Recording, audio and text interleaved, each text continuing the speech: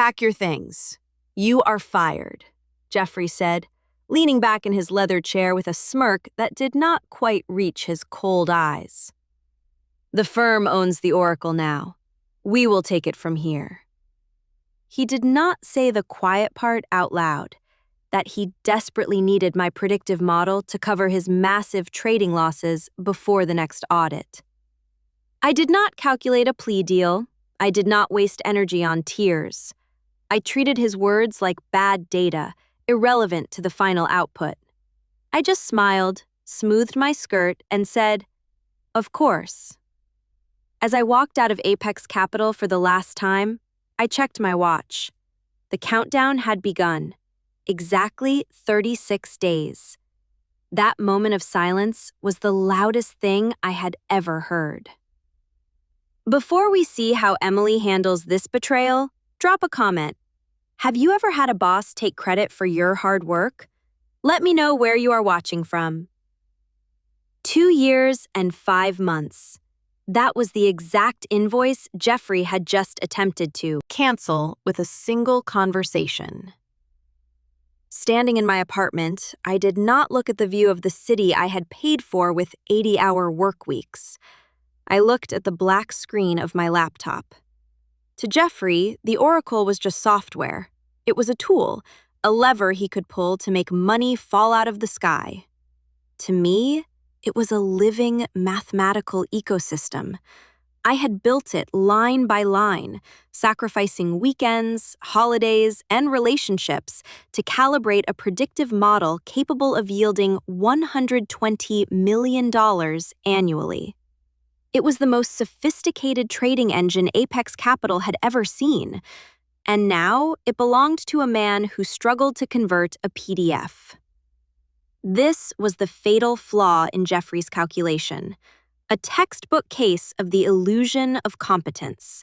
He believed that because he held the title of managing director, he possessed the intellect to control the tools beneath him. It is a common arrogance in finance. Men like Jeffrey mistake the ability to read a dashboard for the ability to build the engine. He looked at my code and saw a magic button. He did not see the delicate, volatile architecture underneath the thousands of dependencies that required constant expert calibration.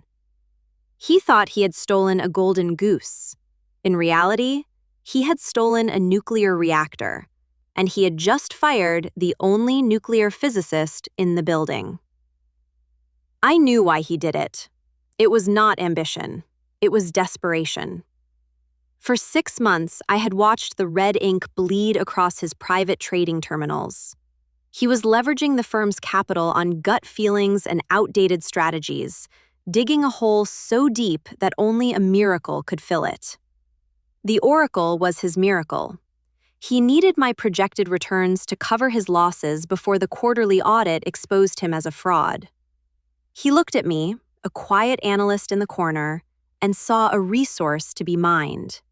He assumed I would fade away, grateful for the severance package, too intimidated to fight back against a titan of industry. He was wrong.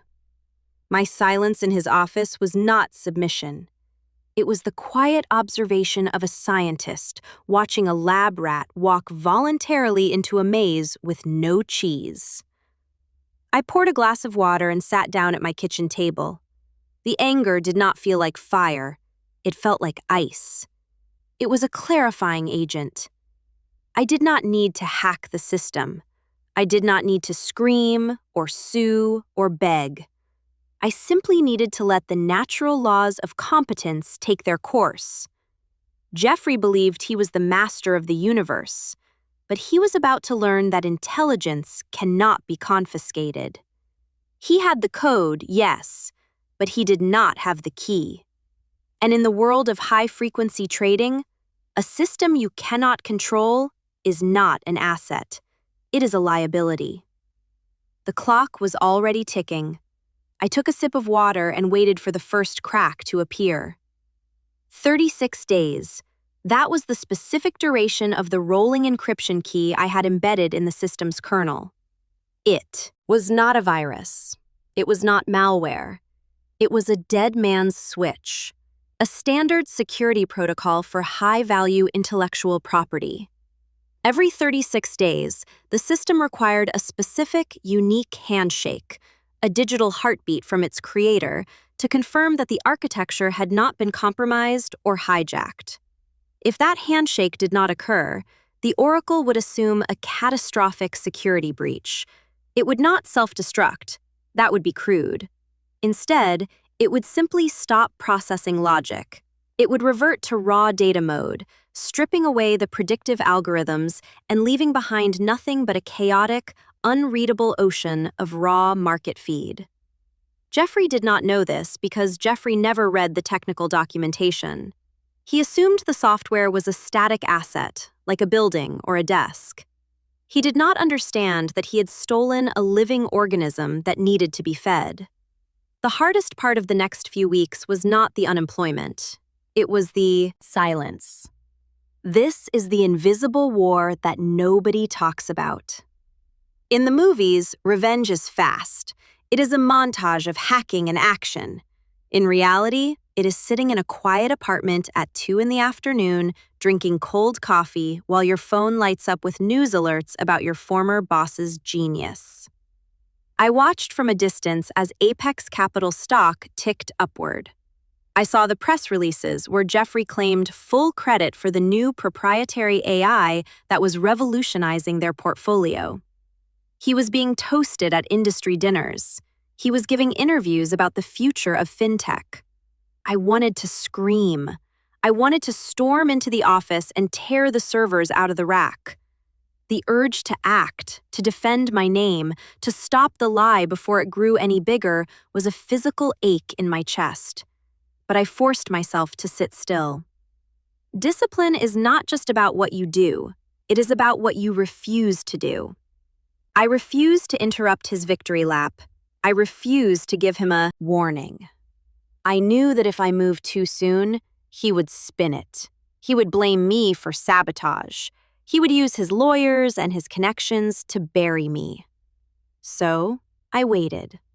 I let him build his house of cards higher and higher. I let him promise investors returns that were mathematically impossible without my oversight. I let him attach his entire reputation to a system that was silently counting down the hours until it rejected him. It was a test of endurance. I had to trust that the truth was built into the code, that the logic I had written was stronger than his lies. I watched the calendar on my wall. 10 days left. 5 days. The silence in my apartment was no longer empty. It was heavy. It was the sound of a trap snapping shut in slow motion. Jeffrey was driving a Ferrari at 200 miles per hour, laughing at the wind, completely unaware that the brake lines had been cut weeks ago. As the 30-day mark approached, Jeffrey began to get restless. He was not satisfied with just stealing my work. He needed to know that I was suffering without it. He started sending me texts, thinly veiled gloatus disguised as concern. "Hey, Emily, just checking in. Hope the job hunt is going well. The fund is up 8% this month. We are crushing it." He wanted a reaction. He wanted me to be angry, to threaten him, to give him some proof that he was the winner and I was the loser. I did not reply. I simply archived the messages. They were not communication. They were evidence. I was not just sitting idle. I was watching the public latency figures for Apex's trade executions. To the untrained eye, the numbers looked fine, but I saw the tremors. The execution time had drifted by 4 milliseconds. That might sound like nothing, but in high-frequency trading, 4 milliseconds is an eternity. It meant the algorithm was struggling. It meant Jeffrey was bypassing my safety protocols to force trades through, likely manually, overriding the risk limits to chase higher yields. He was treating a scalpel like a hammer. 2 nights before the 30-day deadline, I met with Tyler and Olivia in a quiet diner in Queens, far away from the prying eyes of the financial district. Tyler was the systems architect who managed the server racks, and Olivia was the compliance officer responsible for ensuring Apex followed SEC regulations. They were terrified. They knew Jeffrey was running the system hot, and they knew that when, not if, it crashed, he would throw them under the bus to save himself. I laid it out for them. I did not ask them to sabotage the system. I did not ask them to insert a virus. That would be illegal, and I am a professional. I simply asked them to do their jobs. I asked Tyler to ensure that the internal audit logs, the digital paper trail that recorded every single keystroke and command entered by an administrator, were fully active and uneditable. And I asked Olivia to verify that the automated reporting link to the SEC server was online. They looked at me, realizing the implications. I was not building a trap. I was building a witness stand. If Jeffrey ran the system correctly, nothing would happen. But if he continued to use his admin credentials to override the safety blocks, which I knew he was doing to maintain his impossible returns, the system would document every single instance of negligence. It would create a forensic record of his recklessness. Tyler smiled, a nervous, sharp expression. He tapped his phone, confirming the audit protocols were locked. Olivia nodded, her face pale but determined. We finished our coffee and left. We did not shake hands. We were co-conspirators in nothing but the truth. The trap was now set. It was not technical. It was legal. Jeffrey thought he was fighting a software problem. He did not realize he was walking into a regulatory minefield. By bypassing my code safeguards, he was not just breaking the software, he was breaking federal law. And thanks to the compliance link we had just verified, the moment the system flagged a critical error, it would not just alert the IT desk, it would alert the Securities and Exchange Commission. Jeffrey wanted to be the star of the show. I was about to give him an audience he could not control. The morning of the 36th day felt less like a deadline and more like a verdict. I sat in a coffee shop across the street from the stock exchange, a secure connection open on my laptop. I was not hacking. I was simply observing the public data feed, waiting for the anomaly. Jeffrey was presenting to the board at 10 sharp. He would be standing at the head of the conference room, flanked by screens displaying the fund's performance. He would be using the admin dashboard, the one he had customized to hide his manual overrides, to show off the algorithm's predictive power. He had invited the top investors. He had even leaked rumors to the press about a breakthrough in AI trading. He was betting everything on this moment. At 10:03 a.m., the market opened. The initial trades went through smoothly. Jeffrey's preloaded commands executed, buying and selling based on his gut feelings disguised as data. The board would be nodding, impressed by the immediate returns. At 10:15 a.m., the competence trigger activated. It didn't happen with a bang. It happened with a flicker. On my screen, the data feed shifted. The algorithm, having failed to receive my encrypted handshake, executed its fallback protocol, mirror mode. It stopped smoothing over Jeffrey's inputs. It stopped correcting his reckless leverage ratios. Instead, it began to execute his commands exactly as he entered them, while simultaneously displaying a forensic audit of his activity on the main interface. Couldn't see inside the boardroom, but I could see the market reaction. A series of erratic, high-risk trades flooded the exchange, all tagged with Apex Capital's ID. The stock price wobbled. Then the real show began. The system didn't just execute the bad trades, it projected their likely outcome. On the big screen behind Jeffrey, the beautiful upward trending graph would have suddenly fractured. It would have been replaced by a raw red line plummeting downward, annotated with timestamps of every manual override he had made in the last month. Each data point was labeled User Override Jeffrey, Admin Risk Level Critical Unauthorized. It was a digital confession. the system was peeling back the curtain, showing the investors that the wizard was just a desperate man pulling levers he didn't understand. The profits he had been bragging about weren't generated by the AI. They were generated by luck and leverage, and the AI was now showing them math. It was effectively saying, "This is not my work. This is his."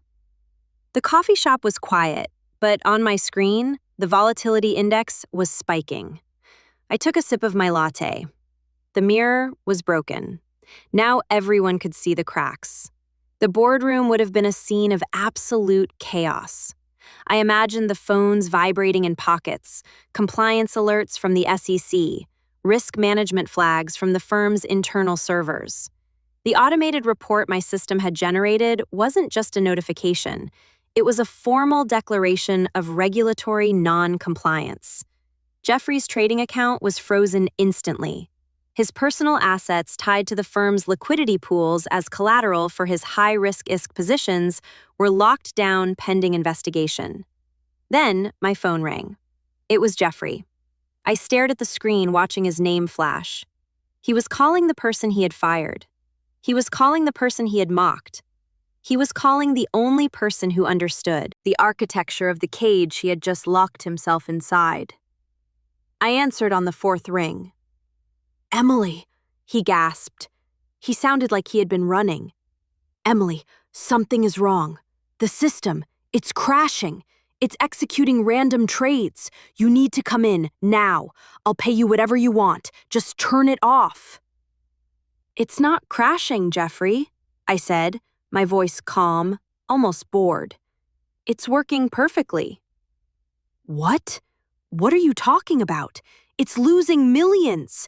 It's flagging me to the SEC. It's running in mirror mode," I explained, as if I were teaching a junior analyst. "It's reflecting the integrity of the user. When I ran it, it used logic and math to predict the market. When you run it, well, it uses your inputs. Those losses aren't glitches. They're an accurate simulation of your trading strategy over the last month." "Fix it!" he screamed. "I command you to fix it!" "There is no fix for incompetence, Jeffrey," I said. "And as for the SEC alerts, that's not a bug. That's a feature. The system is designed to protect the firm from security threats, and it just identified you as the biggest threat of all." "You did this," he hissed. "You set me up." "I didn't do anything," I replied. "I built a mirror. You're just ugly." I hung up. I didn't block his number. I wanted to see if he would call back. He didn't. The line went dead, and silence returned to the coffee shop. It was over. The 36 days of waiting, the anxiety, the invisible war, it was all over. I had not fired a single shot. I had simply allowed gravity to do its work. Jeffrey had built a tower on sand, and I had just waited for the tide to come in. The fallout was swift and absolute. Jeffrey was escorted out of the building by federal agents, his access badges stripped, his devices seized as evidence. The news hit the financial blogs within the hour. Apex Capital Director flagged for massive fraud during live demo. The firm went into damage control mode. They issued statements, fired the compliance team who had looked the other way, and froze all trading on the Oracle until a full audit could be completed. Then, they called me. 3 days later, I walked back into the Apex Capital Tower. I didn't take the service elevator. I walked through the main lobby, past the security desk where my badge had been deactivated 36 days ago. The receptionist nodded at me, eyes wide. I took the elevator to the executive floor. The CEO was waiting for me. He looked tired. "Emily," he said, extending a hand, "we owe you an apology and a job offer." I sat down. I didn't smile. I laid my terms on the table. I didn't want my old job back. I wanted a partnership. I wanted full public credit for the development of the Oracle. I wanted a salary that reflected the value of a system that could generate 9 figures a year.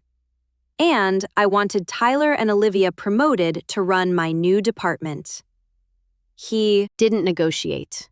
He signed the papers.